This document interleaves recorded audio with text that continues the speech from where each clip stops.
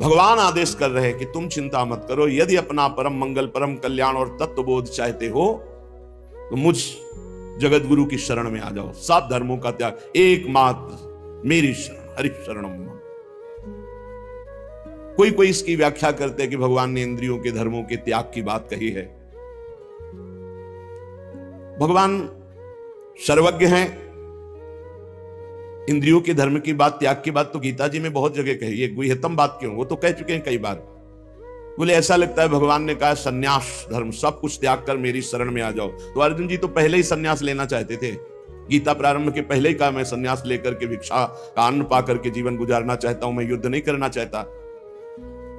यहां जो अर्जुन के लिए लक्ष्य करके बात कही है वो अत्यंत प्रेम में कही, केवल मेरा भरोसा, केवल मेरा आश्रय। ये खास बात अंदर की है, केवल प्रभु का भरोसा। हमें ज्ञान मिलेगा तो प्रभु से, हमें प्रेम मिलेगा तो प्रभु से, हमारा कल्याण होगा तो प्रभु से, हमारे जीवन यापन होगा तो प्रभु, केवल प्रभु से। सर्वधर्मान परित्यज्य माम एकम शरणम व्रज, माम एकम। भगवान ने कहा सारा भार मैं लेता हूं। हम तो हम सर्व पापेभ्यो मोक्षयिष्यामि मा शुचा, ये मत डरो कि ये त्याग करने से पाप लगेगा, ये त्याग करने से पाप लगेगा, मेरी शरण में आ जाओ। खास बात है जीव नहीं आ पाता, किसी न किसी वस्तु व्यक्ति का आश्रय लिए रहता है। वो भगवान की मांग है कि सर्व धर्मान परित्यज्य। अधर्म तो वैसे ही भक्ति से छूट जाता है, पर धर्म का भी त्याग करके परम धर्म, सावई पुंसाम परो धर्मो यतो भक्ति अधोक्षजे, जिससे भगवान श्री हरि के चरणारविंद की अहेतुकी भक्ति, अबाध भक्ति जागृत हो, उसे कहते हैं परम धर्म। भगवान कह रहे धर्मों का त्याग कर परम धर्म के लिए मेरी शरणागति स्वीकार करो। भगवान फिर इसी शरणागति को पुष्ट करने के लिए इशारा देते हैं। पीछे कहा है यत् करोसि यदस्नासि यज्जुहोसि ददासि यत् तपस्यसि कौन्तेय तत्कुरुष्व मदर्पणम। बिल्कुल भगवत प्राप्ति हो जाएगी, बात आप समझ लो। पहली बात है भगवान कह रहे मैं सर्व गुह्यतम बात कह रहा हूं, गुह्य नहीं गुह्यतम बात कह रहा हूं। क्या तू मेरा मित्र है, परम मित्र है, तेरी मति मेरे में दृढ़ है, इसलिए मैं कह रहा हूं कि तू मेरे शरण में हो जा, पूर्ण रूप से शरण में हो जा। मैं देख लूंगा सब कुछ। सच्ची बात, जो ज्ञान भगवान देते हैं वो अमोघ होता है। जो पढ़ लिख के होता है उसे माया भुलवा सकती है। वो माया जब आक्रमण करेगी तब हम उसका प्रयोग नहीं कर पाएंगे, लेकिन भगवत प्रदत्त ज्ञान के आगे माया टिकती ही नहीं है। अब हम कैसे जिए? तो भगवान कह रहे यत् करोसि, तुम जो भी करते हो वो मेरे को समर्पित कर दो। एक एक बात समझ लो, यहां यत् करोसि कहा है, ये करो ऐसा नहीं कहा। तुमसे जो भी हो रहा है तुम भगवान को समर्पित करो। पहला काम ये, हम शरण में जा रहे हैं, सर्वधर्मान परित्यज्य, हम भगवान की शरण की तरफ यात्रा कर रहे हैं। यत् करोसि, ये तो सर्वाणि कर्माणि मयि सन्न्यस्य मत्पराः, मेरे परायण होकर सारे कर्म मेरे को समर्पित कर। क्या जाता है? तुम जो कर रहे हो, ऑफिस जा रहे हो, नौकरी कर रहे हो, किसानी कर रहे हो, व्यापार कर रहे हो, 8-10 घंटे जो कर रहे हो उसमें बीच बीच में भगवत स्मरण करो और पूरे 8 घंटे भगवान को समर्पित कर दो। कितना बढ़िया साधना बन रही। और जब भगवान को समर्पित करने की बात रहेगी तो स्मृति रहेगी भगवान की। यत् करोसि, तुम सारे के सारे कार्य मेरे को समर्पित कर दो। यत् माने जो कर रहे हो। तो क्या उसमें पापाचरण भी होता है क्या? तो क्या भगवान के लक्ष्य रखने वाले उपासक में पाप वासना वाली बातें रहती है क्या? इसका मतलब सत्संग सुना नहीं, इसका मतलब सतमार्ग में भी तुम्हारा प्रवेश नहीं हुआ। नहीं तो ये प्रश्न ही नहीं उठता कि भगवत मार्ग में चलने वाले का कदम कुमार्ग में चला जाएगा। भूल न दे ही कुमार्ग पाऊं। छोटी मोटी अगर कभी कोई त्रुटि गलती हुई तो पश्चाताप की अग्नि में भस्म हो जाता है।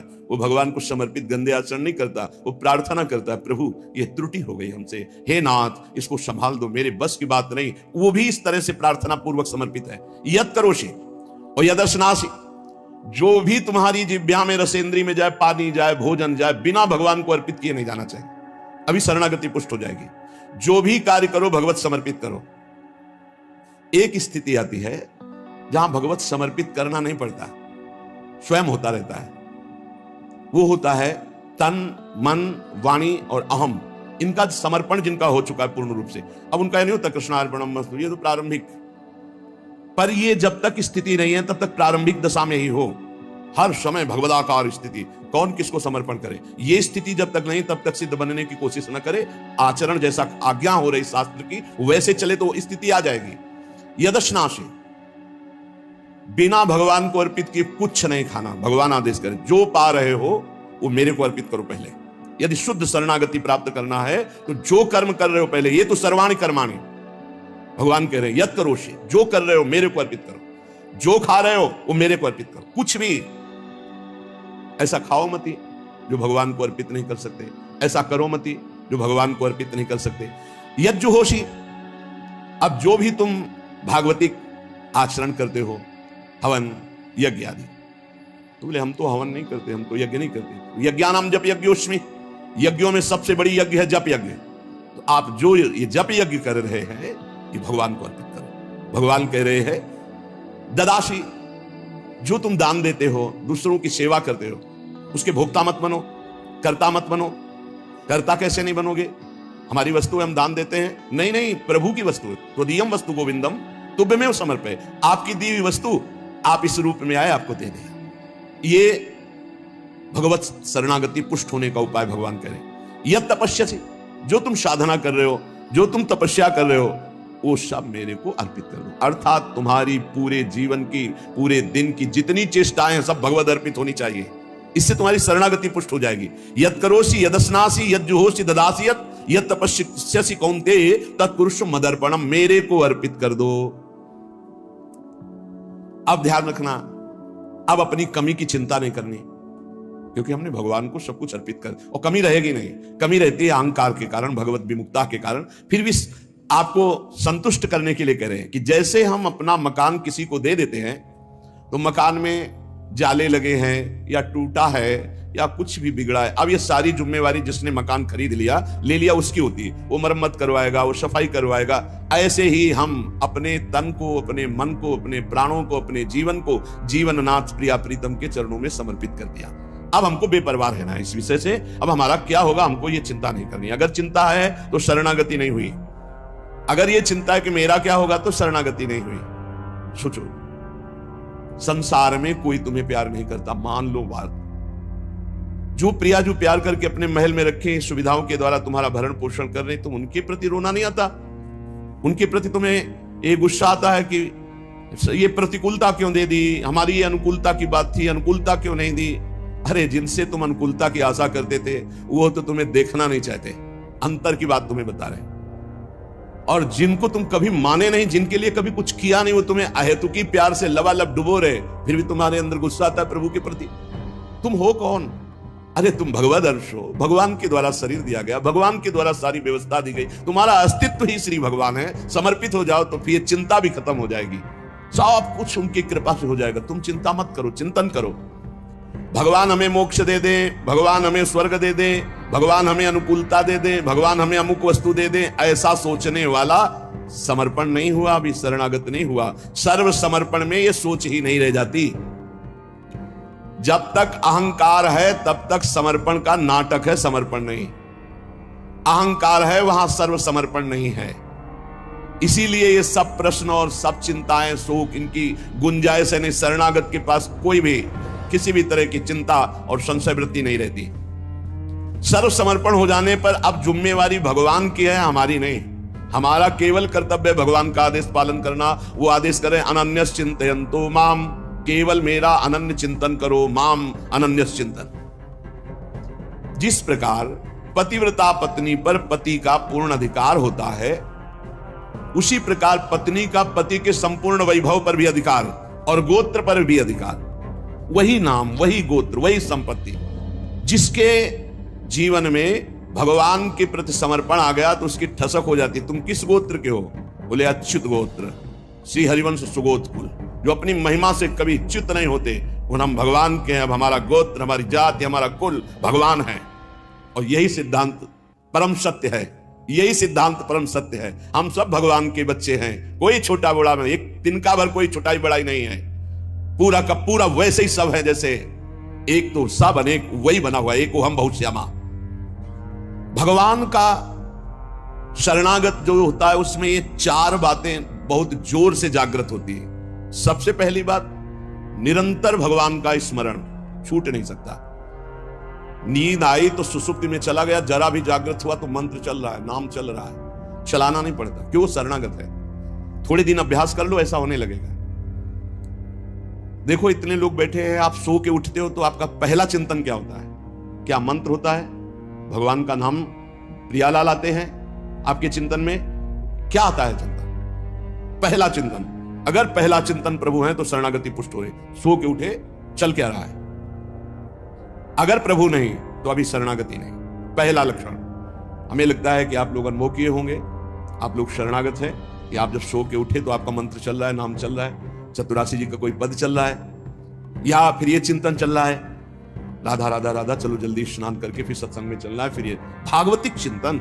हमें लगता है कि ये दूसरी कोटि का चिंतन होगा, चलो स्नान करते हैं, फिर ऐसा पहला चिंतन होगा श्री जी का। ऐसा होता है? आप लोग देखिए, ऐसा होता है कि आप सो के उठे, आपका चिंतन श्री जी का चालू है? पक्का? आप लोग देख लीजिए, अगर ऐसा है तो उसका परिणाम निश्चिंतता, निर्भयता, निशोकता निश्चित जागृत हो जाएगी। और उसी का प्रातःकालीन उठने पर चिंतन चलेगा जो शयन के समय गाढ़ चिंतन करते हुए सोया है। ऐसे सुषुप्त के समय बिल्कुल ठीक वही अवस्था।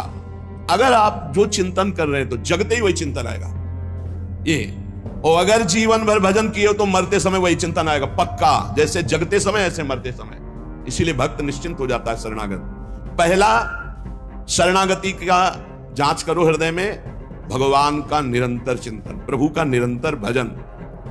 अगर नहीं हो रहा तो किसी अन्य का आश्रय लियो, वस्तु का, व्यक्ति का, स्थान का, भोग का, लिख लो आप दिमाग में चाहे कागज में। उस आश्रय का मिटिया मेट हुए बिना शरणागति पुष्ट नहीं होगी। आप अगर ईमानदारी से छोड़ दो तो छोड़ दो, नहीं भगवान फिर जो कहते हैं ना कि जो मेरा होता मैं, फिर उनका जो ऑपरेशन होगा वो शायद है कि सह ना पाओ, क्योंकि शरणागत हो छोड़ेंगे नहीं।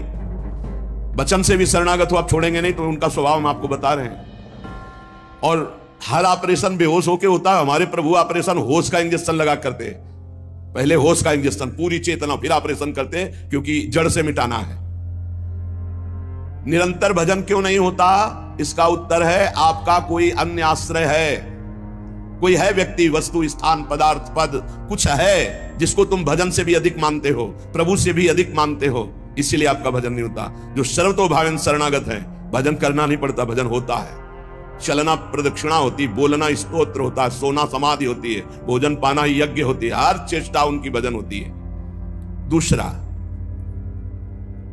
अपने प्रभु से कुछ ना चाहें, यहां तक कि मोक्ष भी ना चाहें।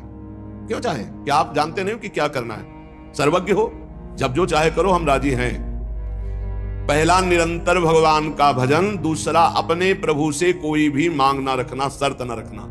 जो शर्त होता है वो प्रेम नहीं होता, प्रेम में कोई शर्त नहीं होती, सौदेबाजी नहीं होती। प्रेम में सौदेबाजी नहीं होती, सौदेबाजी प्रेम नहीं होता, पक्की बात समझ। तीसरा, प्रभु के हर विधान में आनंदित होना। प्रभु के हर विधान में आनंदित कौन होता है? शरणागत। नहीं तो विधान की जांच होती है, अनुकूल है कि प्रतिकूल। प्रतिकूल है तो नो नो नो। ये जो कच्चाई होती है शरणागति में, वो भरभरा जाता है, शोकित हो जाता है, इधर उधर डगमगा के आश्रय लेने लगता है। हर विधान उनका मंगलमय। चौथा, भगवान के किसी भी विधान में विरोध भाव ना करना। भगवान के प्रत्येक विधान में आनंदित रहना, भगवान के किसी भी विधान में विरोध न करना। जो किया अच्छा हो रहा है, नहीं बहुत हाहाकार मचने वाला ऐसा नहीं, जो प्रभु का विधान है वो मंगलमय है, सब मंगलमय है। चार बातें शरणागति में आती है। निरंतर भजन, किसी भी तरह की भगवान से कोई शर्त चाह नहीं, उनके हर विधान में आनंदित रहना, भगवान के विधान को प्रतिकूल मान करके विरोध भाव नाना, विपरीत भावना नाना। अब निश्चिंत हो जाओ, तुम्हारी जिम्मेवारी श्री भगवान ने ले ली, शरणागत हो। अब तुम्हें किसी भी तरह का दुख आवे तो उबना नहीं है, वो सुख है, दुख रूप लेके आ रहा है। जैसे माया दुख भेजती सुख रूप में, पार्सल में ऊपर लिखा होता है सुख, और जब खोलो अंदर तो होता है दुख।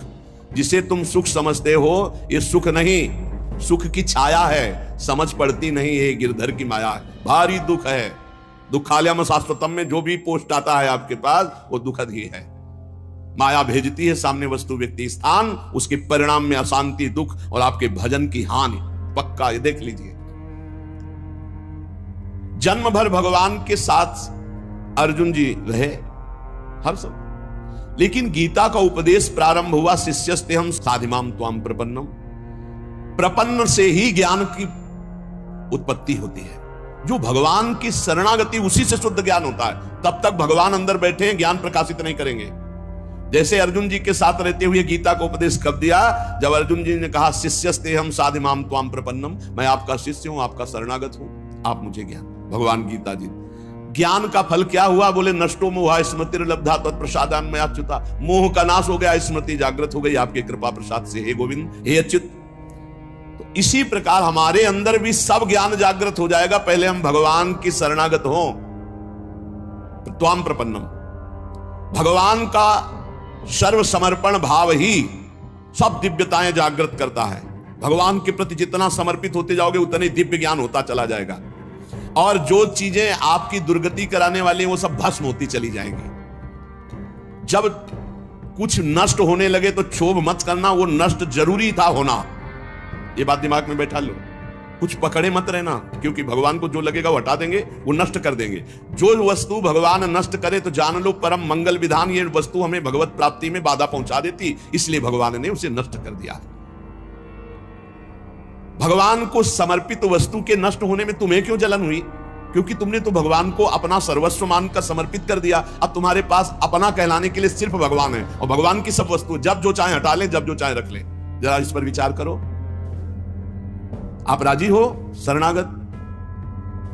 आपके पास अपना कहने वाला शब्द केवल भगवान के लिए है, और जो भी कुछ आपके पास है वो सब भगवान का है। वो चाहे अभी बुला ले, चाहे वर्षों रखे, चाहे अभी नष्ट कर ले, चाहे और बढ़ा दे। क्या राजी हो इस बात में शरणागति पर? अंदर से देख लो, तुमने तो दे दिया भगवान को, और तुम्हारा था कब, और वो था कौन, तुम्हें पता है? नहीं पता। इसी अज्ञान का नाश करने के लिए पहले ये बात स्वीकार करो, अपना कहने के लिए हमारे पास अब एक बात रह गई है, प्रभु। हमारे पास जो कुछ है, शरीर, मन, प्राण, आत्मा, परिवार, धन, संपत्ति, सब प्रभु को दे दिया। सुहम तभी वास्तिता। अब जब प्रभु को दे दिया तो जब मन आवे तब ले ले। जैसे हम अपने घर की कोई वस्तु किसी को दे दिया, वो कह रहा है रखे रहो, हम ले लेंगे। अब जब कभी वो ले ले तो ईमानदारी से हमको दुख नहीं होना चाहिए, क्योंकि हमने उसको दे दिया। अब आप देख लीजिए, एक माई आके बहुत रोई और कही जिंदगी हो गई, नौ दुर्गा पूरी रहती थी, रोज शंकर जी को जल चढ़ाती और रोती जा रही थी, और मतलब हो सकता है 65 वर्ष की, हमारे पति को ले लिया, हमारी पूरी श्रद्धा नष्ट हो गई, जीवन भर व्रत। शरणागति को समझो भाई, बहुत आनंद आ जाएगा आपके पास। अगर आप भगवत मार्ग में चल रहे हैं, शरणागत हैं, तो आपके पास अपना कहने के लिए अब कुछ नहीं बचा, वो केवल श्री भगवान है। मेरे तो गिरधर गोपाल, दूसरों को। अब दूसरी जो कुछ भी है, वस्तु, व्यक्ति, स्थान, वो गोविंद का है। जब चाहे गोविंद ले ले, जब चाहे बढ़ा दे, जब चाहे घटा दे, जब चाहे नष्ट कर दे। तुम्हें दुख नहीं होना चाहिए। अगर दुख होता है तो अभी शरणागत नहीं हो। कितनी ऊंची स्थिति शरणागत की है। अब जो जीवन में प्रभु का शरणागत है, उसका पहला लक्षण कि निरंतर स्मरण करता है, तो अंत काल में भगवान का स्मरण होगा। अभी आपको बताया, जो रात्रि में सोते समय स्मरण करता है, उसका परिणाम जागते समय वही स्मरण। जो जीवन भर स्मरण करता है, तो अंतिम समय भगवत स्मरण होता है। और भगवान का वचन है, अंत काले च मामेव स्मरण मुक्त्वा कलेवरम यह प्रयाति समद्भावम याति नास्त्यत्र संशयः।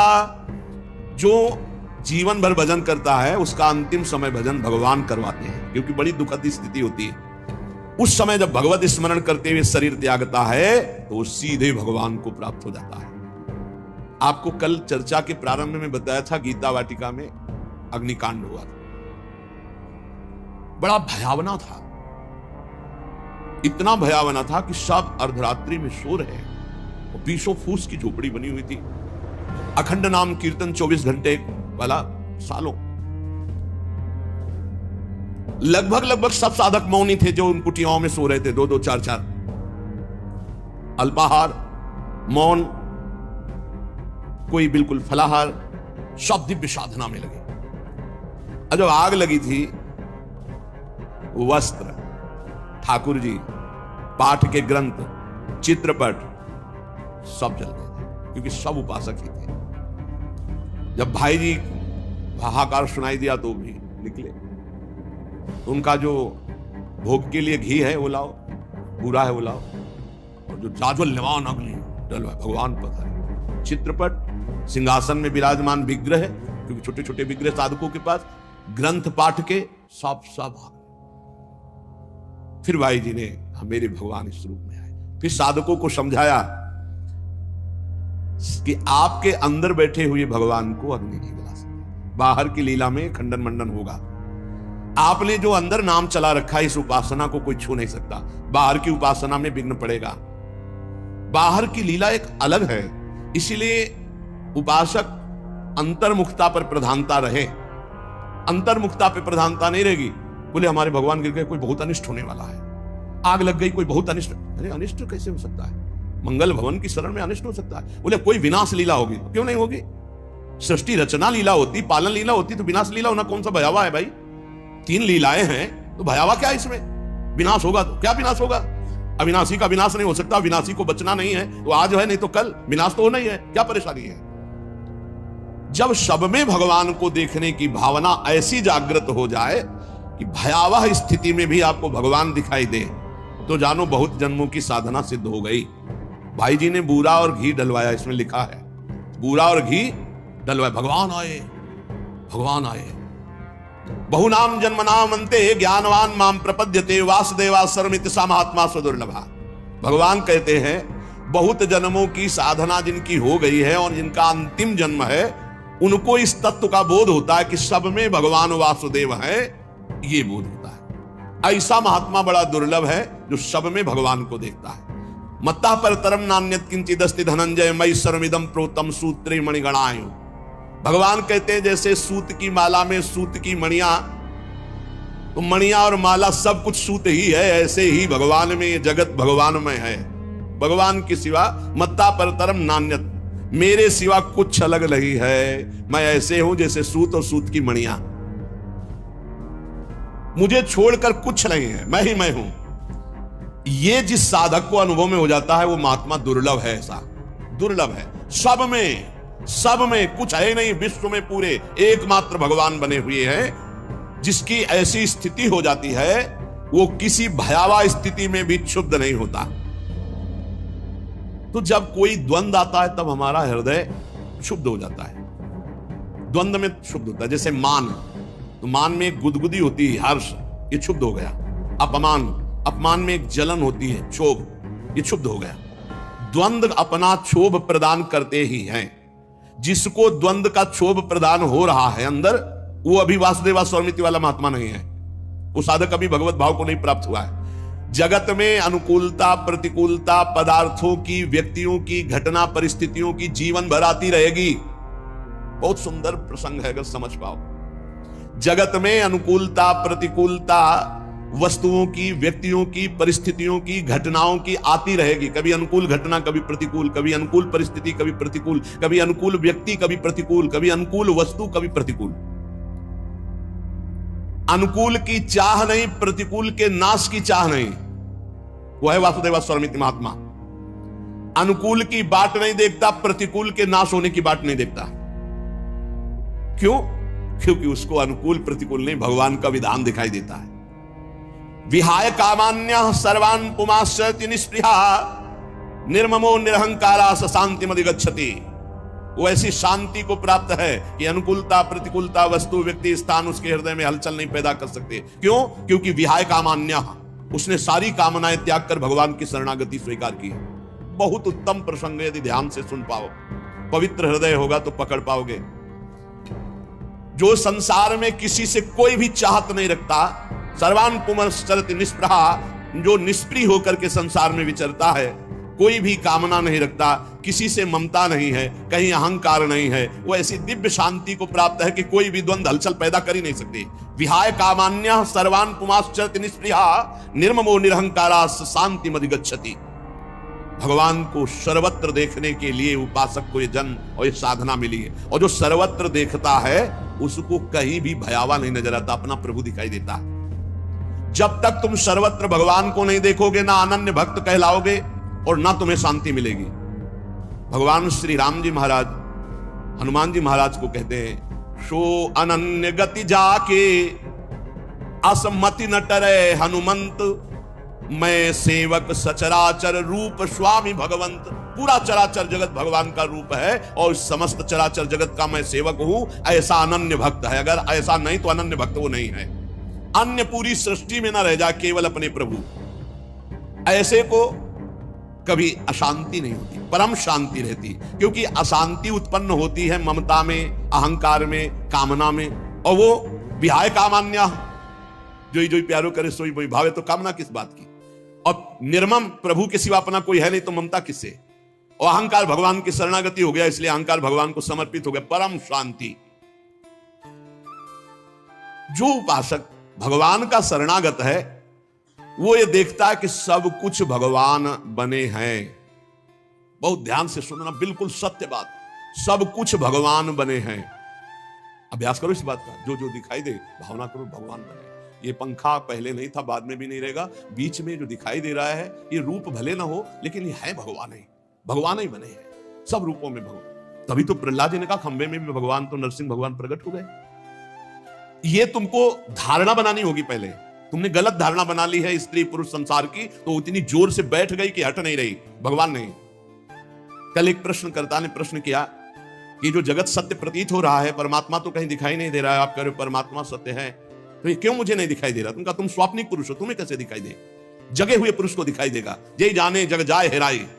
अभी तुम स्वाप्निक पुरुष हो, त्रिगुण माया की मोह निद्रा में सो रहे, तो तुम्हें स्त्री पुरुष जड़ चेतन दिखाई दे रहा है। जगो, यही जगाना, ये जो सत्संग है आपको जगा रहा है।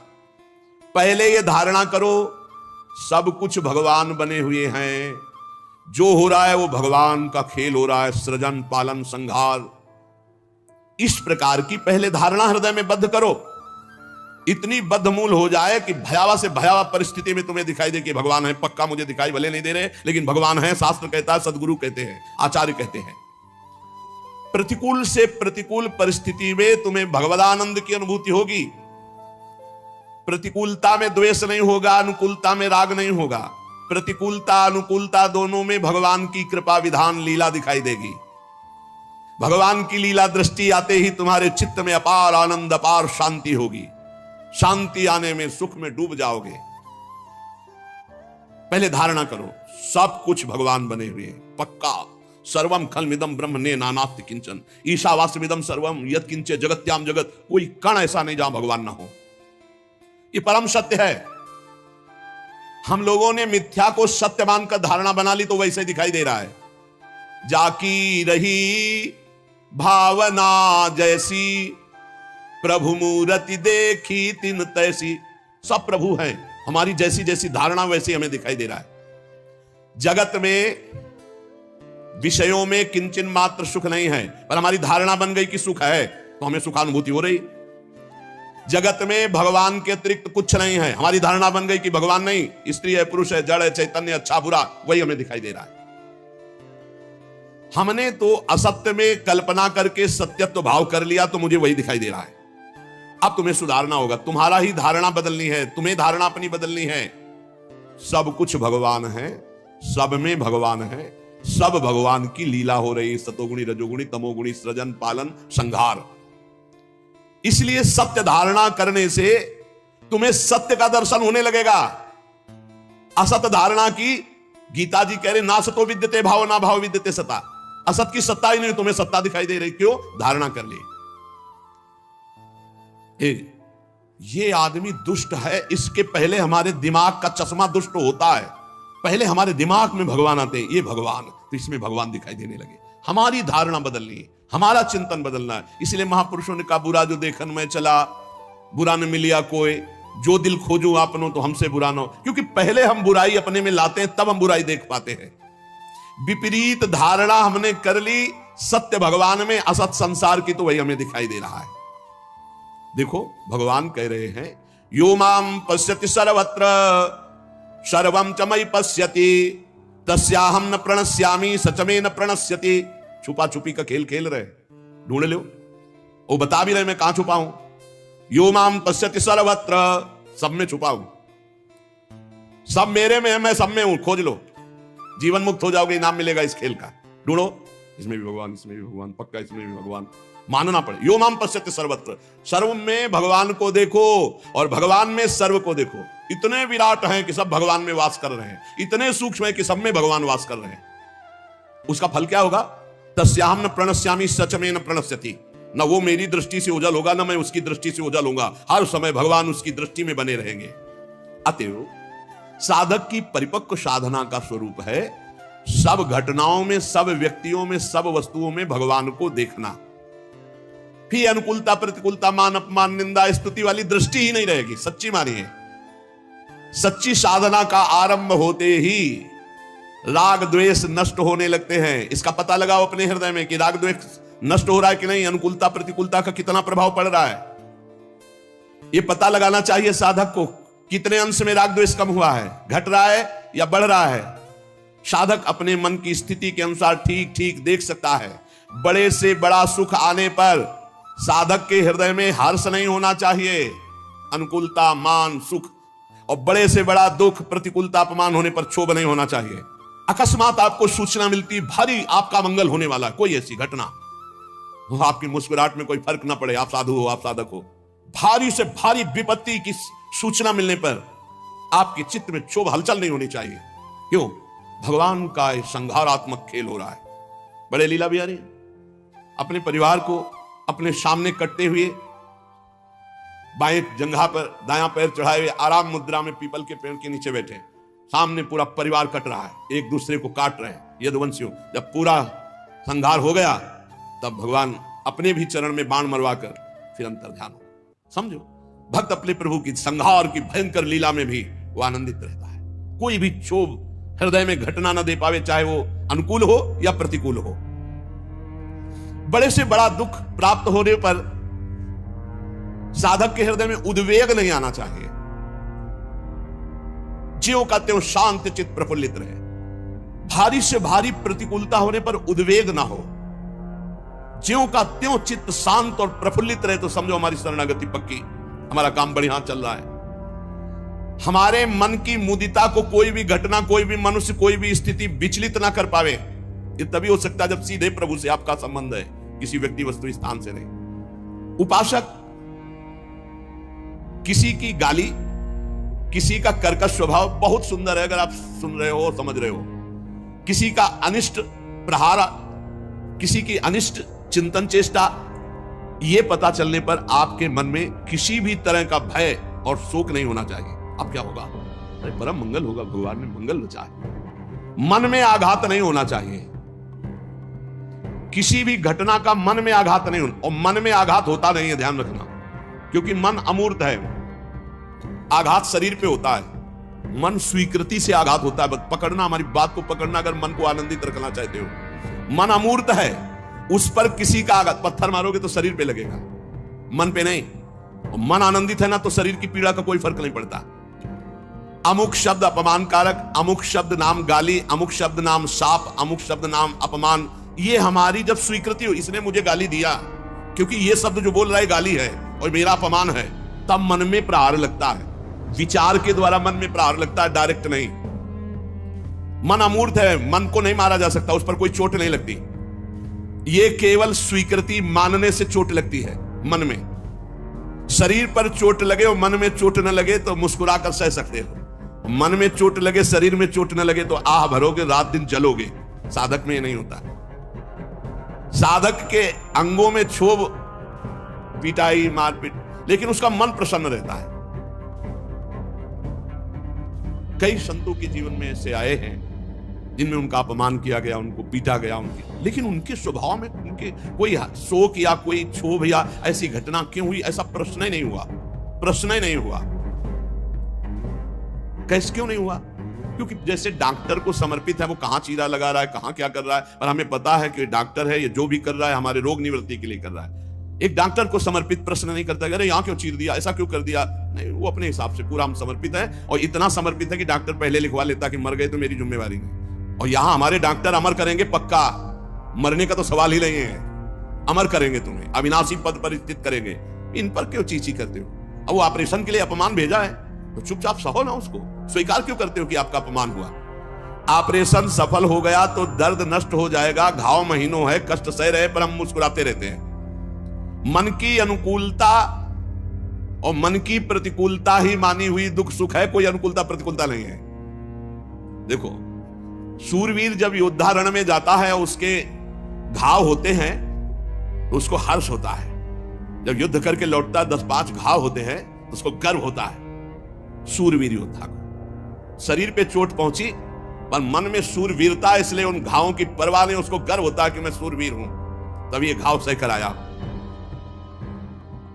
भीष्म पितामह जी अर्जुन के द्वारा मारे हुए बाणों की सैया पर पड़े हुए। जब दुर्योधन नजदीक गया तो बहुत से वैद्य लेकर गया, कहा औषधियों के लेप से इन बाणों का जो प्रहार से पीड़ा हुई वो नहीं होगी और बाण निकाल देते हैं, क्योंकि मुझे पता है आप समय का इंतजार करेंगे। तो बाण बिंदे दोनों का चुप रहे, तू क्या जाने वीरों की शोभा और वीरों का आनंद क्या जाने, तू चुप रहे, तू एक तकिया की केवल व्यवस्था कर, बहुत सुंदर तकिया ले, ये वीरों की तकिया होती, तकिया तो अर्जुन दे सकता है, बुलाओ अर्जुन को। कहा तकिया दीजिए, तो मस्तक पर बाण नहीं मारे थे, यहां तक बाणों से तो गर्दन ही लग रही थी। अर्जुन ने गांडीव से तीखे बाण 3 मारे। मैं आशीष देता हूं सर्व विजयी हो, कभी तुझे दुख स्पर्श न कर पावे। क्यों? बाण मारा और आशीर्वाद, ये सूरवीरता, मन की स्वीकृति। वीरों की तकिया बाण होती है, ये गद्दा तकिया वाला वीर नहीं है, भीष्म पितामह है। जो बाणों की सैया पे पड़ा है उसको तकिया शोभा ले देते, यही बाण शोभा देते हैं, और दूसरा कोई दे नहीं सकता। ये बाण केवल अर्जुन संधान कर सकता है, जो आज्ञा का पालन कर सके। अब बोलिए क्या सुख है भीष्म पितामह को बाण लगने का, और क्या दुख है? मन की स्वीकृति का सारा खेल। शरीर में चोट है और मन नहीं चोट स्वीकार किया तो आनंद मगन है, पक्का पक्का। तभी कहते हैं मन को इतना कमजोर मत करो। मन कहां है? कृपा निधान श्री लाडली जी लाल जी के पास। अब उनके सुख में मगन है तो मन स्वस्थ है, तो शरीर अस्वस्थ में होते हुए भी वो स्वस्थ से भी ज्यादा चटक है, चैतन्यता है, पक्का। हर समय एक ओज रहता है, एक अंग में एक अपार उत्साह आनंद रहता है प्रकट में। आप क्या समझते हो? मन का सारा खेल है। जैसे बिल्कुल समझना, सामने वाला विदेशी भाषा में गाली दे रहा, हमें गाली दे रहा है। कई ऐसी हमारे देश की भाषाएं जो हमको ज्ञान नहीं है, अब वो हमको हमारी भाषा में खूब गाली दे, हमारी भाषा में, तो हमारा मन स्वीकार करे ये गाली दे रहा है, लेकिन अपनी भाषा में गाली दे हमको, हमें पता नहीं क्या कर रहा है। गाली दे रहा है यद्यपि, पर मन स्वीकार नहीं कर रहा, क्योंकि जान ही नहीं रहा गाली दे रहा, तो कोई परेशानी नहीं है। परेशानी स्वीकृति से, जहां हमारी भाषा में गाली दी हमारे समझ में आया इसे गाली कहते हैं, बस वो हमारे मन दुखी हो गया, ये हमें गाली दे रहा है। तो सारा खेल मन की स्वीकृति का है। अतएव अस्वीकार करना ही दुख से बचना है। अस्वीकृति, संसार के मान की, अपमान की, निंदा की, स्तुति की अस्वीकृति। कैसे? जिसके पास जो चीज है वो देता है, हमारा मन आया लिया, हमारा मन आया नहीं लिया। हम प्रभु को जब समर्पित है, बहुत ध्यान देने, तो प्रभु कैसा बर्ताव करवा रहे हैं वो बरते जैसा चाहे। हमें बड़ी मस्ती का विषय है ये बाबा की, भगवत मार्ग चाहे गृहस्थी में, चाहे बड़ी मस्ती का विषय है। हम भगवान के भक्त होकर के भगवान के आनंद की आशिकी में, और हमको मान अपमान लाभ हानि चिंता सुख, इसका मतलब है अभी रंग नहीं चढ़ा। अतएव हमको भगवान के हर विधान में राजी रहना है। हमारे हृदय में जब सबके प्रति भगवत भाव आ जाता है तो कहीं भी हमें आनंद की कमी नहीं लगती। विष्णु पुराण में एक कथा आती है, हिरण्यकश्यप बहुत से उपाय करके हार गया, तो संडामर्क को बुलाया, ये प्रहलाद जी को शिक्षा देते थे, और कहा कि तुम वैदिक मंत्रों के ज्ञाता हो, तुम दिव्य शक्ति संपन्न हो, तुम भयानक कृत्या उत्पन्न करो और कृत्या से मारो प्रहलाद को। अब प्रहलाद की रक्षा भगवान कर रहे थे। पहले तो भयानक मंत्रों से अभिषिक्त कल के सूल संडामर्क ने प्रहलाद जी को ऊपर प्रहार किया। वो शूल भगवान का एक स्वभाव है, शरणागत भक्त के कहीं भी किसी भी तरह के कष्ट को वो अपने ऊपर सीधे लेते हैं, ये भगवान का एक स्वभाव। जब रावण ने क्रोधित होकर के बहुत ही विषम ऐसी शक्ति संधान करके शूल मारा कि विभीषण निश्चित पधार जाते, तो तुरंत विभीषण पाछे मेला, सन्मुख राम सहयो सोई, पूरी अपनी छाती पर वो वार सहा भगवान ने। तो देखा प्रहलाद जी ने कि भगवान श्रीहरि सामने, और शूल भगवान श्रीहरि के अंग का भेदन तो कर ही नहीं सकता, नष्ट हो गया। और ये किसी ने नहीं देखा, ये केवल प्रहलाद जी ने देखा कि भगवान श्रीहरि सामने, कहीं खरोच भी नहीं आई। हिरण्यकश्यप की प्रेरणा से भयानक कृत्या का अविचार उत्पन्न किया। बहुत भयानक होता है ये, जिसे गांव में मूठ कहते हैं और शास्त्रीय भाषा में अविचार प्रयोग कहते हैं, मारण अविचार। ये अमोघ होता है। पक्का मरेगा मरेगा। अगर वो नहीं मरा तो 3 में कोई ना कोई मरेगा, या तो जिसके ऊपर भेजा गया वो मरे, या अगर वहां कोई पावर हुआ और उसने वापस किया तो जिन्होंने पैदा किया मंत्रवेत्ता वो मरेंगे, ब्रह्म ऋषि, और या फिर जिसने करवाया है। 3 में एक मरेगा, पक्का मरेगा। अगर वो विचार का प्रयोग हो गया तो बचेगा नहीं। ये शास्त्रीय सिद्धांत है। अब जो ही अविचार का प्रयोग, मारण का प्रयोग प्रहलाद जी के ऊपर मंत्रों का कृत्या का किया गया, वहां तो भगवान श्री हरि सामने खड़े, प्रहलाद जी के सामने ही रहते थे। वही तो जिसको आंख मिल गई वही देख पाता है भगवान को। अब वो तुरंत कृत्या वापस हुई और उसने जाके संडा मर्क जी को वही उठा के पटक दिया और नष्ट कर दिया, मार दिया। संडा मर्क जी का मरण पूरा फैल गया कि कृत्या ने संडा मर्क को मार डाला। अब वो पुरोहित पुत्र हैं, गुरु स्वरूप हैं। प्रहलाद जी नजदीक गए और उनके चरणों के पास बैठकर चरण सहलाते हुए कहा, हे हरि, मैंने संपूर्ण सृष्टि में आपको देखा है, अगर आपके सिवा मैंने और किसी को नहीं देखा तो इस मेरी दृष्टि के प्रभाव से मेरे गुरुदेव के पुत्र जीवित हो जाए। संडामर्क जी तत्काल उठकर बैठ गए।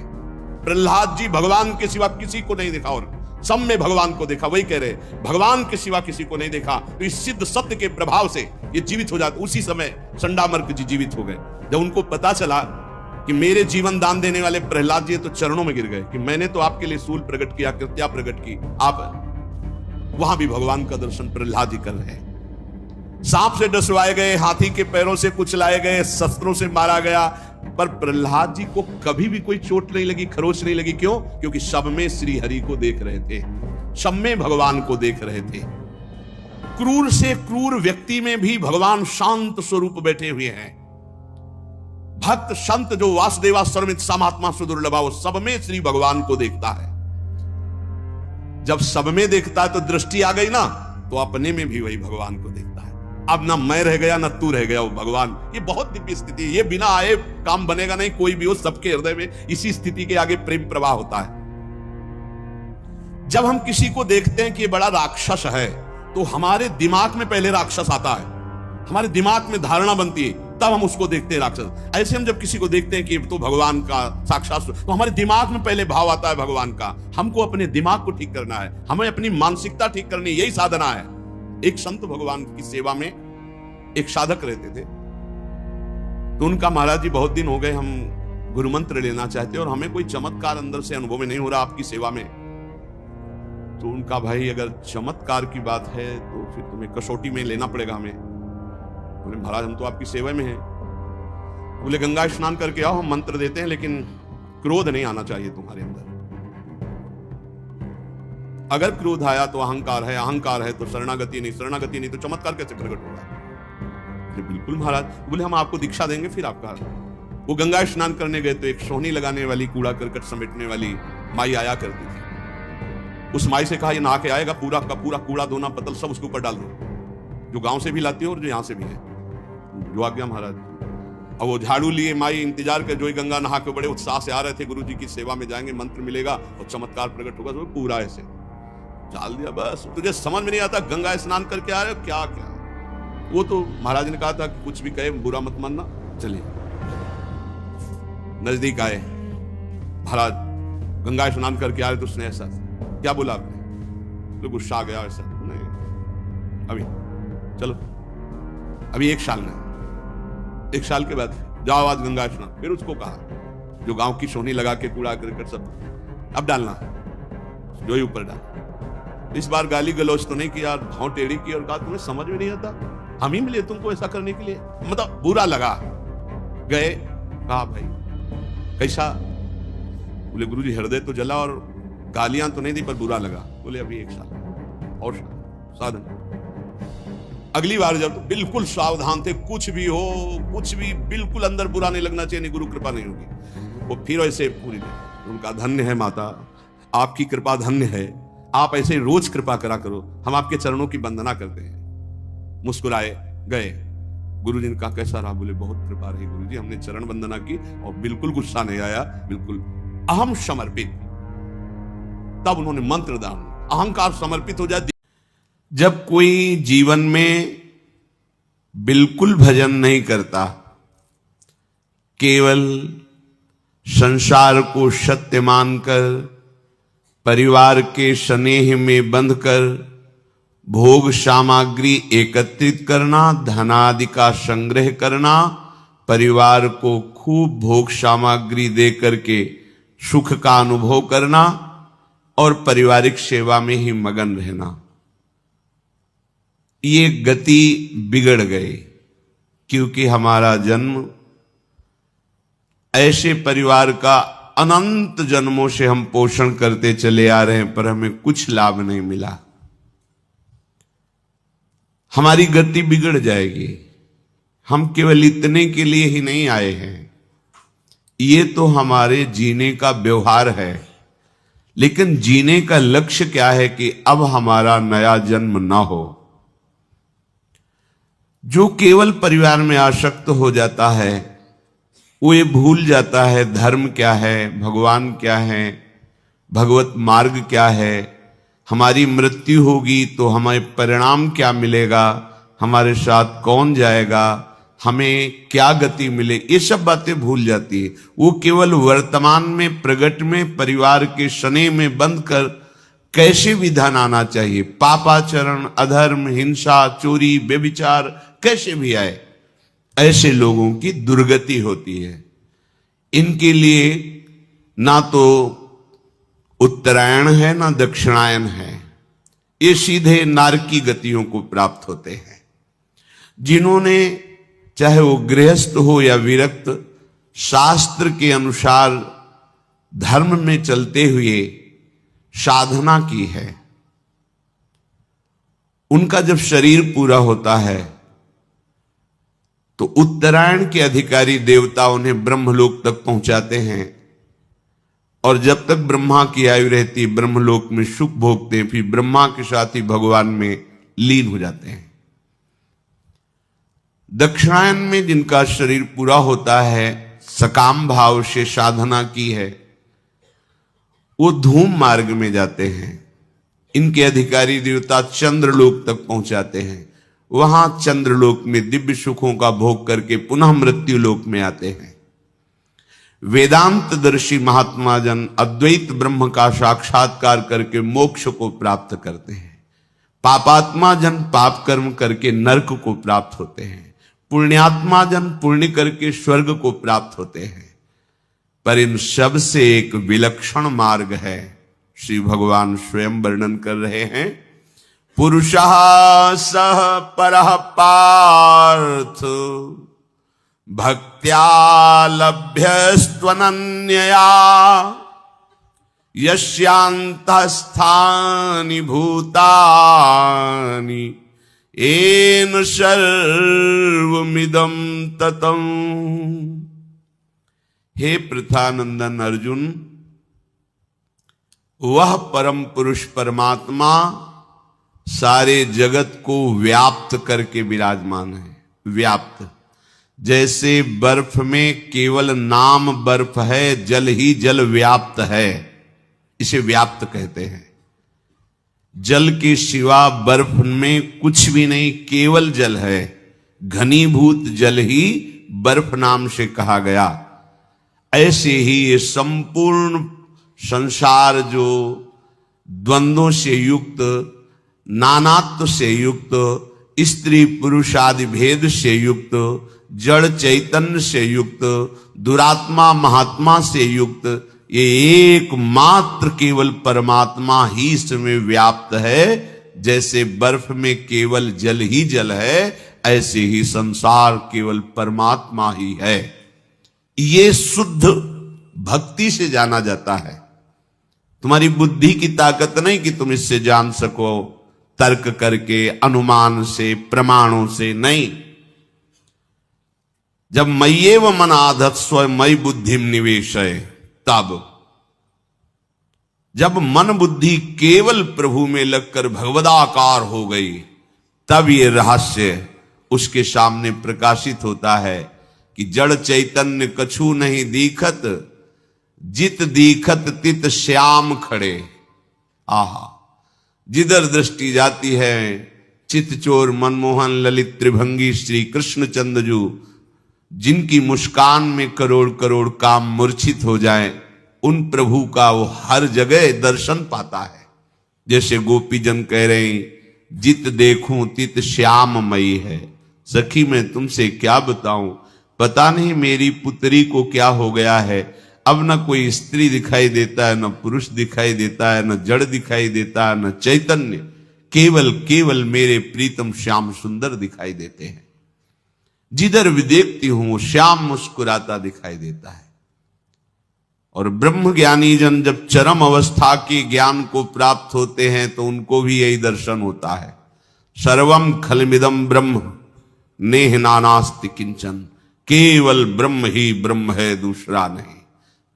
मीरा जी की दृष्टि में जब प्रभु का प्रेम प्रकाशित हुआ तो प्रेम के नेत्रों से देख रही, मेरे तो गिरधर गोपाल दूसरो न कोई, दूसरा है ही नहीं कोई, केवल गिरधर गोपाल ही है। जित देखो तित श्याममयी। हे प्रथानंदन अर्जुन, वह पुरुष जो परमात्मा है वो सारे जगत को व्याप्त करके विराजमान है। कैसे समझ में आएगा, कैसे उसकी प्राप्ति होगी? तो कह रहे पार्थ भक्त्या लभस्त्वनन्यया, ये लाभ अनन्य भक्ति के द्वारा प्राप्त हो सकता है, और कोई साधन नहीं है। प्रभु के प्रेम का रसास्वादन अनन्य भक्ति से, और प्रेमी ही संपूर्णतया प्रभु को जानता है।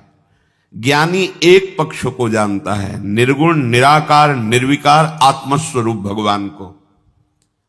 लेकिन प्रभु की प्रेममयी लीला में वो प्रवेश नहीं पाता, क्योंकि वो मोक्ष की लालसा से युक्त है। वो ऐसा ज्ञान प्राप्त करके मुक्त हो जाता है। पर प्रेमी प्रभु के निर्विकार तत्व को भी जानता है और भगवत प्रेम की लीला रहस्य को भी जानता है। इसलिए सम्यक रूप से जो जानकारी प्रभु की है वो केवल प्रेमी जनों को ही है। जो बड़े बड़े ज्ञानी महात्मा हुए हैं, तत्वबोध प्राप्त करके मुक्त हो गए। मुक्त होने का मतलब तरंग समुद्र में लीन हो गई, अस्तित्व ही खत्म हो गया। पर प्रेमी जनों का ऐसा नहीं। वो इस तत्वबोध को जानते हुए भी, जैसे गोपीजन जानती हैं कि हमारे प्रीतम श्री कृष्ण क्या है, वो कह रहे नखलु गोपिका नंदनो भवान नखिल देहिना मंतरात्मद्रिक। मैं जानती हूं कि केवल यशोदा मैया के लाडले नंद नंदन ही नहीं है, ये चराचर जगत की आत्मा है। ये ज्ञान तत्वबोध, ये तत्वबोध है। और प्रेम यत्ते सुजात चरणाम्बुरुहम स्तनेषु। जिन चरणों को लेकर कोई तत्वज्ञानी कभी चरण छाती से लगाया क्या, उनमें लीन हो गया। लेकिन ये तत्वबोध, इससे बड़ा और तत्वबोध क्या, जित देखो तित श्याममयी। इसके बाद प्रभु के साथ हो अद्भुत अद्भुत लीला में महासुख का अनुभव करती हैं तत्वबोध होने पर भी। ये केवल अनन्य भक्ति से होता है।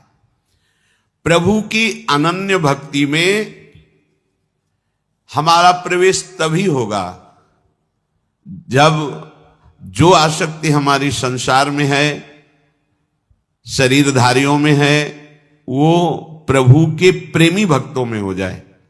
आज तक कभी भी कहीं भी किसी को भी अगर अनन्य भक्ति की प्राप्ति हुई है तो भगवत प्रेमी महात्माओं के संग से हुई है। भगवान कपिल देव जी से माता देहूति जी ने जब प्रश्न किया तो भगवान, पीछे चर्चा चल रही थी, भगवान ने बताया कि ऐसे ऐसे हमारे जो भगवत प्रेमी महात्मा जन हैं उनका तुम संग करो तो तुम्हारे हृदय में मेरी अनन्य भक्ति का जागरण हो जाएगा।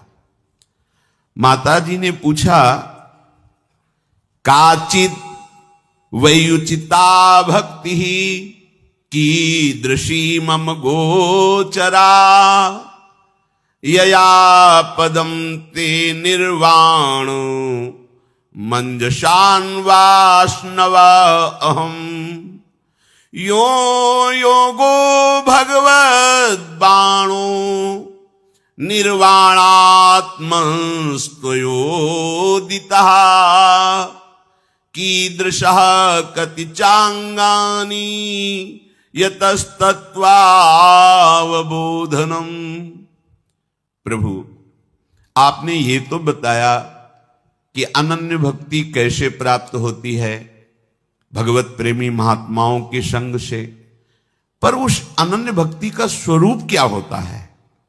कैसे जाना जाए कि मेरे अंदर अनन्य भक्ति आ रही? जब तक उसका परिचय नहीं होगा तो हम कैसे जानेंगे? संतों से प्राप्त होती, सत्संग से प्राप्त होती है, गुरुजनों के चरणों की आसक्ति से प्राप्त होती, पर उसका स्वरूप क्या है? अनन्य भक्ति का स्वरूप क्या है? क्योंकि ये अनन्य भक्ति जिसके हृदय में आ जाती है, मोक्ष उसके चरणों में लुटता है। दीयमानम न गृहणन्ति बिना मत सेवनम जना। तो हे मोक्ष स्वरूप प्रभु, जिसके द्वारा लक्ष्य भेद हो बाण के समान, जैसे बाण लक्ष्य भेद करता है, ऐसे भगवान के तत्व का बोध और भगवत अनन्य भक्ति वो आप ही जानते हैं, क्योंकि आप स्वयं श्री भगवान हैं। तो आप कृपा करके बताइए कि जिस अनन्य भक्ति से आप प्राप्त होते हैं उसका स्वरूप क्या है? श्री भगवान कृपा करके बोले, देवानां गुणलिंगानां मानुश्रविक कर्मणां शत्रु एवैक मनसो वृत्ति स्वभाविकी तुया अनिमित्ता भागवती भक्ति सिद्धेर्गरीयसी जरत्यत्यासुया कोशम निगीर्ण मनलो यथा। हे माता, जिस उपासक का चित्त संतों के संग से, भगवत कथा श्रवण से, भगवन नाम जप से, भगवन नाम कीर्तन से, भगवत धाम के वास और सेवन से पवित्र हो गया है, उसका चित्त निरंतर मेरे में लगा रहता है। कैसे लगा रहता है? गोस्वामी श्री तुलसीदास जी सरल भाव में व्यक्त करते हैं। काम ही नारी पियारी जिमी लोभी जिमि प्रिय दाम तिमि रघुनाथ निरंतर प्रिय लागहु मोहि राम। हे राम, हे रघुनंदन, आप मुझे ऐसे प्यारे लगो जैसे कामी पुरुष रात दिन कामिनी का चिंतन करता है, लोभी पुरुष धन का चिंतन करता है। हे हरि, ऐसे मैं हर समय आपका चिंतन करूं। ये चिंतन की प्रवृत्ति। जैसे कामी पुरुष को पद्मासन लगा के ध्यान नहीं रखना पड़ता, एकाग्रता नहीं करनी पड़ती, स्वाभाविक चित्त की वृत्ति कामना से प्रेरित होकर कामिनी की तरफ हर समय बनी रहती है। लोभी पुरुष हर समय धन का चिंतन करता है, मोही पुरुष हर समय परिवार का चिंतन करता है, देहाभिमानी बिना प्रयास के देह का चिंतन करता है। ऐसे ही अनन्य भक्त का बिना प्रयास के अखंड चिंतन श्री प्रिया प्रीतम का होता है। अब अभी भक्ति में उस कोटि से प्रवेश ही नहीं हुआ तो आपको लगेगा अखंड चिंतन कैसे होता है। कभी कभी जब पूछते हैं और कि आपका भजन, वो भजन में नहीं, तो लगता है फिर कर क्या रहे हो, तुम्हारा हृदय है कहां? ऐसा कैसे हो सकता है कि तुम हरि के चरणों के दास होकर भजन विमुख समय, और फिर तुम्हें व्याकुलता नहीं, तुम्हें कष्ट नहीं? तद विस्मरणेन परम व्याकुलते, व्याकुल हो जाना चाहिए हृदय। त्रिभुवन की राज्य लक्ष्मी मिलने पर भी जो आधे पल के लिए अपने आराध्य देव का स्मरण नहीं छोड़ता, वही अनन्य भक्त है। त्रिभुवन की राज्य लक्ष्मी, यहां तो 100-200 रुपए में घंटे 2 घंटे भगवान को भूल सकते हैं। अनन्य भक्त जिसका चित्त तैल धारावत निरंतर प्रभु में, अब इसे कुछ नहीं चाहिए।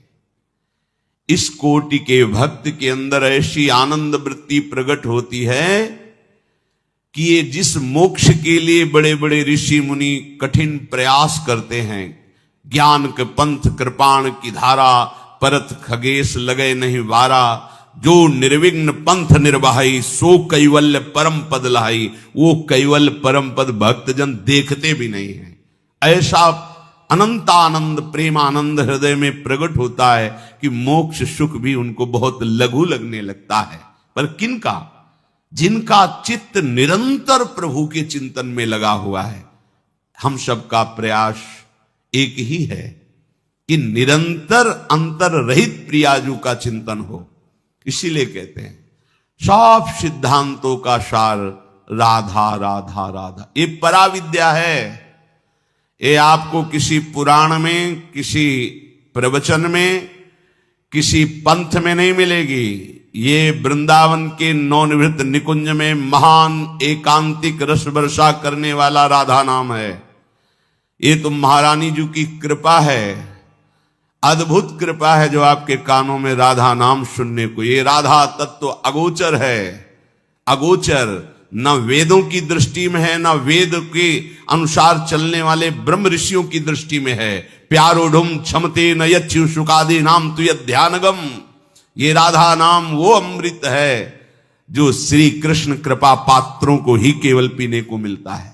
जब तक श्री कृष्ण कृपा नहीं, तब तक राधा चरणों का आश्रय और राधा नाम आपको सुनने को नहीं मिल सकता।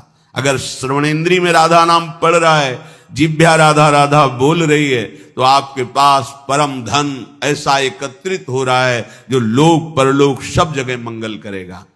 पर ऐसी आसक्ति हो जाए कि नाम छूटे ना, सोवत हु रसना रटे राधा कृष्ण सुनाम। करवट बदली चेतना जगी तो सुनाई दे रहा है, नाम चल रहा है। ये अनन्य भक्ति का स्वरूप है। जो कर्मेंद्रिय और ज्ञानेन्द्रिय दोनों से केवल श्री हरि का भजन करता है, ये अनन्य निष्ठा से ही बात बनती है। श्री जयमल जी बड़े महान भक्त हैं श्री राधा वल्लभ लाल जी के। जयमल जी जब सेवा में जाते तो कभी कभी कोई राजकाज का विशेष कार्य आने पर उनके मंत्री उनको सूचना देते तो उनको पसंद नहीं आता। हमारी सेवा में कोई विघ्न पहुंचावे नहीं। राजा थे पर ऐसी भजन की निष्ठा, उन्होंने नियम लागू कर दिया। 4 घंटे 10 घड़ी, 1 घड़ी 24 मिनट, तो 10 घड़ी 6 को 24, 240 मिनट, तो 6 को 24, 4 घंटे। 4 घंटे के अंतर्गत अगर किसी ने सूचना दी तो हम स्वयं उसका वध कर देंगे। हमारे सेवा गृह में चाहे पूरे राज्य में आग लग जाए, 4 घंटे कोई सूचना नहीं देगा, किसी भी तरह का विक्षेप नहीं। जब हम अपने लाडली लाल राधा वल्लभ लाल का श्रृंगार कर रहे हैं, आरती कर रहे हैं, उनका सेवा भाव भोग आदि, उस समय कोई भी प्रवेश नहीं करेगा। ये अपने निजी परिकर में। यहां श्री भगवान कह रहे हैं कर्मेंद्रिय और ज्ञानेन्द्रिय दोनों का मेरे प्रति समर्पण हो जाना, तभी चित्त का समर्पण होता है। राजा है पर निष्ठा ऐसी भजन की है, कोई भी 4 घंटे विक्षेप नहीं। यहां श्री जी की सेवा कर रहे हैं, आप अन्य बातें भी कर रहे हैं, हंस रहे हैं, खेल रहे हैं। आप महारानी जी की सेवा कर रहे हैं, आप राधा नाम हाथ में लेकर स्नान करा रहे हैं, पोछ रहे हैं, प्रक्षालन कर रहे हैं, चंदन की पत्रावली कर रहे हैं, इत्र लगा रहे हैं। ये श्री जी का साक्षात स्वरूप है राधा नाम। उस समय बहुत गंभीर एकाग्र, अगर कोई आपसे राधे श्याम बोले, श्री हरिवंश बोले, तो बिना उसको देखे बोल दो श्री हरिवंश। देखो अपनी सेवा की तरफ, पूर्ण एकाग्रता। हां, कोई गुरुजन पधारे, महाभागवत पधारे, तो फिर श्री जी की सेवा को उसी समय विश्राम दो, पहले उनको प्रणाम, उनका स्वागत सम्मान करो। वो प्रभु का आदेश है ऐसा, महापुरुषों का आदेश है ऐसा। प्रभु से भी बढ़कर प्रभु के प्रेमी महाभागवतों का सम्मान करना, इससे प्रभु की प्रसन्नता प्राप्त होती है। जयमल जी की ये गुप्त बात उनके शत्रु पक्ष को पता चल गई। ये बड़े वीर भी थे कि 4 घंटे इनको कोई सूचना नहीं दे, 4 घंटे में तो पूरे राजमहल सहित पूरे राज्य शासन को अपने अधिकार में ले लेंगे। विपक्षी राजाओं ने ऐसा निश्चय कर लिया। ठीक जिस समय वो प्रवेश हुए अपने श्री जी की सेवा के लिए, उसी समय आक्रमण कर दिया। वो पहले से ऐसा व्यवहार निश्चित किए हुए थे। राज सैनिक ने सूचना दी कि आसपास से पूरे राज्य नगर को घेर लिया गया है, शत्रु पक्ष बहुत बलशाली प्रतीत हो रहा है, बिना राजा के दस्तखत के हम युद्ध कैसे प्रारंभ कर दें। अब वहां जो जाएगा तो सूचना देने के पहले ही मार डाला जाएगा, क्योंकि उनका ये दृढ़ प्रतिज्ञा थी कि 4 घंटे के अंतर्गत अगर कोई पूजा गृह में आया उसे मृत्युदंड मैं स्वयं दूंगा। अब यह हुआ कि सूचना नहीं जाएगी तो बड़ा हाहाकार मच जाएगा, प्रजा का नाश करेगा शत्रु पक्ष, राजमहल में घुसकर अत्याचार करेगा। अब क्या किया जाए। राजमाता ने कहा अगर मृत्यु मिलेगी तो मुझे मिलेगी, मैं जाऊंगी और सूचना दूंगी। वो डरते हुए गए। जयमल जी सेवा में मगन थे तो उन्होंने कहा बेटा, राजनगर को, राजमहल को शत्रु पक्ष ने घेर लिया है, बस तुम्हारी स्वीकृति की आवश्यकता है। तुम हां बोलो तो सैनिक युद्ध के लिए तैयार हैं। तो उन्होंने कहा मां, तुम इसी समय वापस चली जाओ, हम सेवा में एक शब्द भी अन्य सुनना नहीं चाहते। आप मां हो इसलिए हम अपनी प्रतिज्ञा को छोड़ते हैं कि आपका वध नहीं करते। आप वापस चली जाएं, हम जिनके सहारे हैं वही जो कुछ चाहे करें। इस समय हम उनकी सेवा नहीं छोड़ सकते और अन्य वार्ता नहीं कर सकते। सेवा में हम युद्ध का आदेश नहीं दे सकते। हम ठाकुर श्रृंगार कर रहे हो कह दे मार काट करो, नहीं। जिनकी हम सेवा कर रहे हैं वो समर्थ है, जैसा चाहे वैसा करें। आप तुरंत वापस हो जाएंगे। बाहर गई सेनापति ने कहा क्या आदेश है। उन्होंने कहा कोई आदेश नहीं। बिना आदेश के सेनापति कैसे? सब व्याकुल हो रहे, 4 घंटे तक इंतजार कर रहे। ना तो सेना नगर के अंदर घुसी और सब कोलाहल शांत है। तो सबको आश्चर्य हुआ कि क्या वो भी पूजा का इंतजार कर रहे हैं क्या शत्रु पक्ष, कि जब वो निकलेंगे तब युद्ध करेंगे। जयमल जी ठाकुर जी को भोग पवा के, आरती करके, उनके सामने कीर्तन करके, नृत्य करके प्रणाम किया, बाहर निकले और उनका हमारा घोड़ा तैयार करके लाया जाए। घोड़े के पास गए, जो उनका निजी घोड़ा था, पसीने से लथपथ था। जेविये से हाथ रखा तो हाथ भींज गया पसीने से, और हाथ रखते ही जैसे बिजली का करंट, ऐसे भागवती ऊर्जा उनके हृदय में आई। बोले ऐसा तो कभी नहीं हुआ, और ये घोड़ा तो इतना थका हुआ लग रहा है जैसे ये युद्ध करके आ रहा हो, और आज तक इतना प्यार इसके ऊपर नहीं आया। इसके स्पर्श करने से मुझे भागवती सुख का अनुभव हो रहा है। घोड़े को लिया, बाहर गए। जितने सैनिक थे सब मूर्छित पड़े थे, केवल राजा को बीच बीच में होश आ रहा था। नजदीक गए, शत्रु पक्ष के राजा को जल आदि से चेतना देकर उठाया। बोले आए आप युद्ध करने थे और ये सब मूर्छित पड़े हैं, मैंने तो अपने सेनापति को आदेश दिया नहीं, ऐसा क्या हो गया? बोले एक ही वीर केवल आया था आपके पक्ष से, सांवले रंग का था। उसने बाण तो संधान नहीं किया, पर नेत्रों से ऐसा देखा कि सब घायल होकर मूर्छित हो गए। बस एक बार तुम उसे पुनः मुझे दिखा दो, मैं एक बार उसे हृदय से लगा लूं, कभी जीवन में हम तुम्हारी तरफ देखेंगे भी नहीं। प्रेम बाण ऐसा है कि बड़े बड़े घायल हो जाते हैं। तो उन्होंने उस राजा से कहा वो हमारे प्रभु ने शत्रु पक्ष पर इतनी कृपा कर दी, जिनके दर्शन ध्यान में बड़े बड़े मुनिजन नहीं पाते। वो कोई सेनापति या शूरवीर नहीं, वो तो हमारे प्रभु श्याम सुंदर थे, राधा वल्लभ लाल जी थे। अगर हमारी निष्ठा है तो हर समस्या का समाधान श्री हरि है। लोग ये समझ नहीं पाते हैं। अगर निष्ठा ना होती तो घबरा के सेवा छोड़ देते और भाग पड़ते कि शत्रु पक्ष आ गया है, बाद में सेवा कर लेंगे। नहीं, अपनी निष्ठा में है।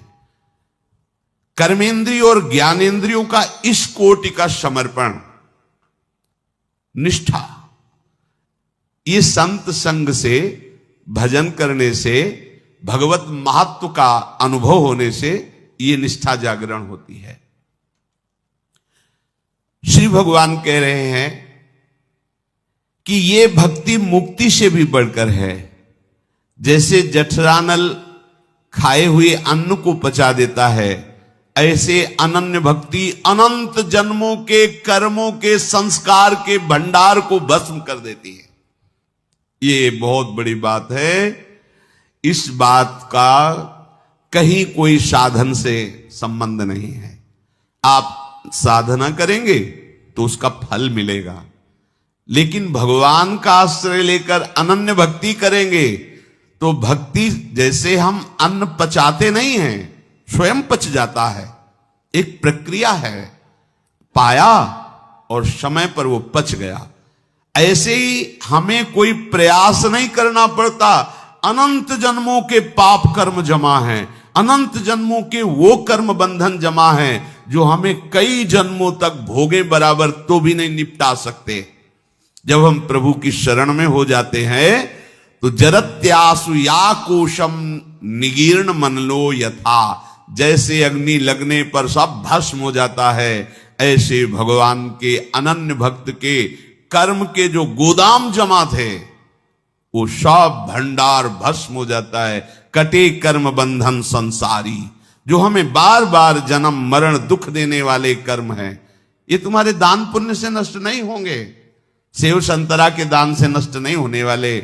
ये गंगा जी के नहाने से, तीर्थ स्नान करने से वर्तमान का पुण्य बनेगा, वर्तमान का पाप नष्ट होगा, लेकिन भंडार नहीं नष्ट होगा। वो केवल अनन्य भक्ति से नष्ट होता है। जब हम श्री हरि के शरणागत होते, वो कृपा करके उसे भस्म कर देते हैं। श्री भगवान कह रहे, नैकात्मतां में स्पृहयन्ति केचिन मत्पाद सेवा भिरता मदीहा, ये न्यून्यतो भागवता प्रसज्य सभाजयन्ते मम पौरुषाणि। श्री भगवान कह रहे कि जो मेरे अनन्य भक्त होते हैं वो मेरी चरण सेवा में बहुत प्रीति करते हैं। हमारी प्रीति कहां है? इंद्रियों के भोगों में, अपने शरीर सुख में। ये देहाभिमान है, यही जीवत्व है। अनन्य भक्ति की प्रीति कहां होती है? भगवान की सेवा सुख में।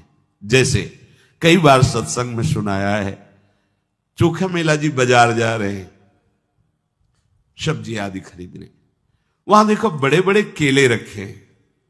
हाँ, ये केले तो ठाकुर जी को बहुत प्रिय लगेंगे, चलो आज नमक रोटी का भोग लगा लेंगे। केला ठाकुर जी को ले चल, पूरे पैसे के केले ले लिए, सीधे विट्ठल भगवान के दरबार में गए। भक्त बड़े दैन्य होते हैं, अंदर आंगन में प्रवेश नहीं किया, बाहर देहली से ही आवाज लगाई और कहा, ये केले ठाकुर जी को, रुक्मिणी जी को पवा दीजिए। विट्ठल भगवान, रुक्मिणी जी विराजमान, महाराष्ट्र पंढरपुर। तुम्हारे हाथ का ठाकुर जी थोड़ी पाएंगे, चलो यहां से। नहीं, उनको पाना ना होता तो मेरे अंदर प्रेरणा क्यों की? प्रायः जाति पक्ष पर लोगों की दृष्टि होती है। देखो, हम सब एक ही प्रभु की संतान हैं, एक ही माटी से बने हुए हैं।